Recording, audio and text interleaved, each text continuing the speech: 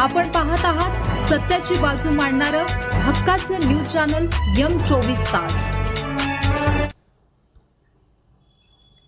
Red alert Nashik जिल्ह्यात आज अतिमुसळधार पावसाचा इशारा। प्रशासन सतर्क, नागरिकांनी खबरदारी घ्यावी। भारतीय हवामान विभागाने नाशिक जिल्ह्यासाठी आज दिनांक 31 जुलै रेड अलर्ट तर संपूर्ण जिल्ह्यासाठी ऑरेंज अलर्ट जारी केला आहे। विशेषतः घाटमथार, डोंगराळ भाग आणि नदीकाठच्या परिसरात अतिमुसळधार पावसाची शक्यता वर्तवण्यात आली असून जिल्हा प्रशासनाने सर्व यंत्रणांना सतर्कतेच्या सूचना दिल्या आहेत। मागील काही दिवसांपासून सुरू असलेल्या पावसामुळे जिल्ह्यातील अनेक धरणांच्या पाणीसाठ्यात मोठी वाढ झाली आहे।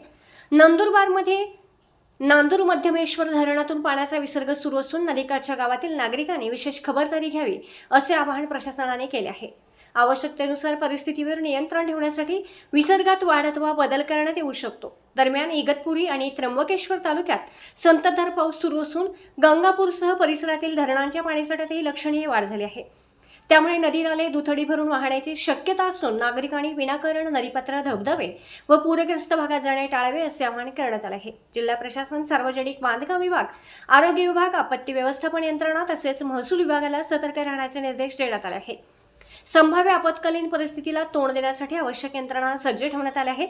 नागरिकांनी प्रशासनाच्या सूचना, अत्यावश्यक कामाशिवाय घराबाहेर पडू नये, नदी नाले, धबधबे व पूरग्रस्त भागांपासून सुरक्षित अंतर ठेवावे, वीज पडण्याच्या शक्यतेमुळे मोकळ्या जागेत उभे राहणे टाळावे, स्थानिक प्रशासन व हवामान विभागाच्या सूचनांचे पालन करावे। हवामान विभागाने पुढील काही तास जिल्ह्यात मुसळधार ते अतिमुसळधार पावसाची शक्यता व्यक्त केली असून नागरिकांनी अफवांवर विश्वास न ठेवता अधिकृत माहितीलाच प्राधान्य द्यावे असे आवाहन प्रशासनाच्या वतीने करण्यात आले आहे।